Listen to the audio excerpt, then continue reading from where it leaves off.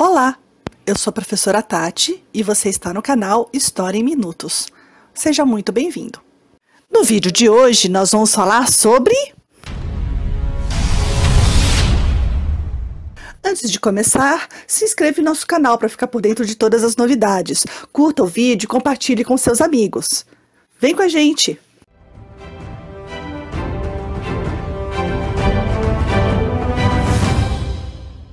Há 5.000 anos, quando a Grécia e Roma não passavam de sonhos distantes, uma civilização concebeu o impossível e construiu o inimaginável. A arte egípcia é uma arte anônima, na qual era muito mais importante a técnica rigidamente executada do que o estilo do artista. Não sabemos quem eram os artistas que executaram as obras de arte egípcia, com exceções de alguns arquitetos que ficaram famosos. Isso porque os pintores e escultores eram considerados simples artesãos e trabalhavam pela honra e glória de seu faraó, e não para ficarem famosos. A arte egípcia era também uma arte estreitamente vinculada à religiosidade, ou seja, as produções artísticas dos egípcios eram ligadas à religião e obedeciam regras religiosas.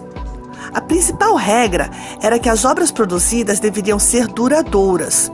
Então, dentro do possível, não deveriam quebrar ou desbotar. Isso porque os egípcios acreditavam na vida após a morte, e esse além era feliz e alegre. Mas para desfrutar das alegrias dessa vida eterna, o corpo deveria ser preservado. Por isso, mumificavam seus mortos. Mas não bastava mumificar. Os locais onde os corpos ficariam em descanso eterno também deveriam durar pela eternidade. As pinturas e esculturas representando a pessoa morta deveriam durar também. Por isso, a arte egípcia foi praticamente inalterada ao longo dos seus 3.000 anos de existência. Uma regra que regia a confecção da arte era a lei da frontalidade, que organizava as regras para pinturas e relevos que podemos observar nas estelas egípcias. Uma estela é um recorte de parede contendo uma pintura ou um baixo relevo. Essa lei da frontalidade estabelecia que o corpo humano, ao ser representado, deveria ter os melhores ângulos de cada parte. Então, o rosto estaria sempre de perfil, para que qualquer um que visse essa imagem tivesse certeza de que era um rosto. Porém, os olhos estariam de frente, para serem reconhecidos como olhos. Os braços e pernas também estariam de perfil, com as mãos e pés mostrando bem os polegares. Isso não significa que os egípcios não soubessem desenhar corretamente. Significa apenas que essa arte é ideológica, ou seja, é a representação da ideia que esse povo tinha sobre a melhor maneira de representar o corpo. Essa lei também estabelecia as cores.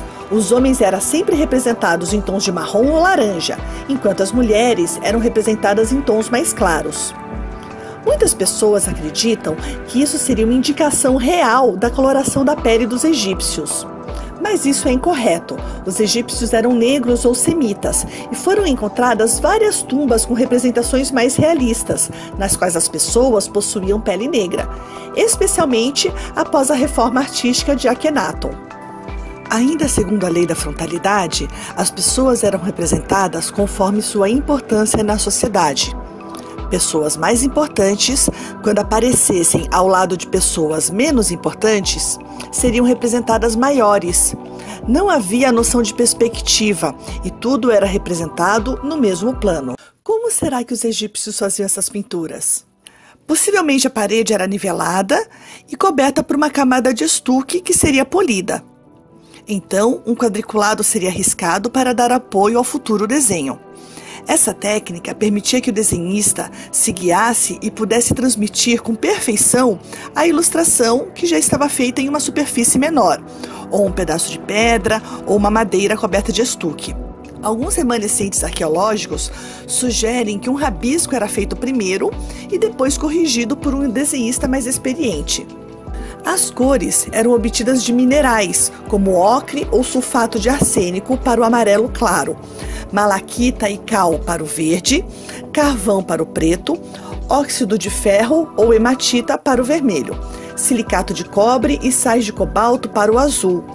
Esses materiais eram misturados com gipsita, o nosso gesso, clara de ovo ou cera de abelha, para criar uma consistência pastosa que pudesse pintar os desenhos.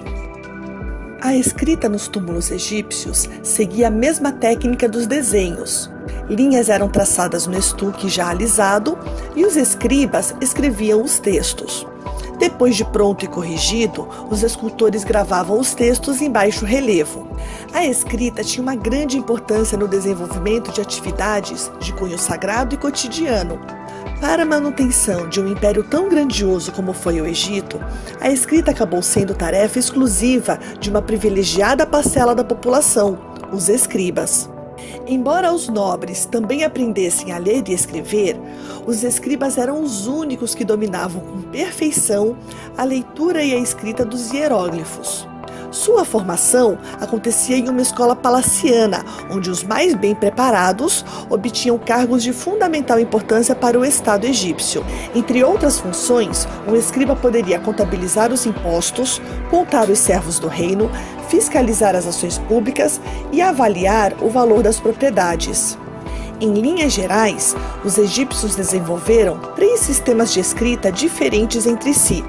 A primeira e mais importante delas é a hieroglífica, que era estritamente utilizada para a impressão de mensagens em túmulos e templos. Havia também a escrita hierática, uma simplificação da hieroglífica, utilizada para a literatura, para documentos oficiais e correspondências do reino, e a escrita demótica, utilizada para escritos mais rápidos e de menor importância. O desenvolvimento da escrita produziu uma rica literatura, capaz de abranger desde os temas cotidianos, indo até a explicação de mitos e rituais religiosos. Entre os livros de natureza religiosa e moral, destacamos o Livro dos Mortos e o Texto das Pirâmides. Também havia produções textuais mais leves e jocosas, como o caso do livro A Sátira das Profissões, um escrito que critica os incômodos existentes em cada tipo de trabalho. Os egípcios foram excelentes também nas artes menores, no artesanato. Faziam cerâmicas, joias, móveis e objetos dos mais variados tipos para uso cotidiano e decorativo. As esculturas também seguiam normas rígidas, evitando ao máximo espaços que tornassem a peça frágil. Por isso, a postura egípcia, também chamada de contraposto egípcio, era rígido, normalmente com os braços ao longo do corpo, sem espaços entre o corpo e os braços, para não haver riscos de quebras. As pernas eram colocadas uma à frente da outra, caso a figura estivesse em pé, e caso ela estivesse sentada, as pernas colocadas uma ao lado da outra, sem espaço entre elas. Algumas esculturas em metal ou madeira, de pequenas dimensões, possuem espaços vazios entre braços ou pernas, mas são raras de serem encontradas e não eram muito utilizadas pelo risco de quebra. As esfinges talvez sejam as esculturas egípcias mais famosas. Elas possuem o corpo de leão e a cabeça de algum faraó, emoldurada por uma juba em formato de clafete, que é um adorno que os homens usavam para proteger a cabeça do sol forte. As esfinges também podem ter a cabeça de algum deus, ainda com o corpo de leão e o clafete adornando a cabeça. A mais famosa das esfinges é a do complexo de Gizé.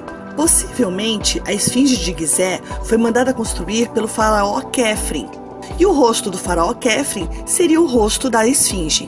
A Grande Esfinge foi construída em um único bloco de pedra e é o maior monumento dessa categoria, medindo 73,5 metros de comprimento, 19,3 metros de largura e 20,22 metros de altura.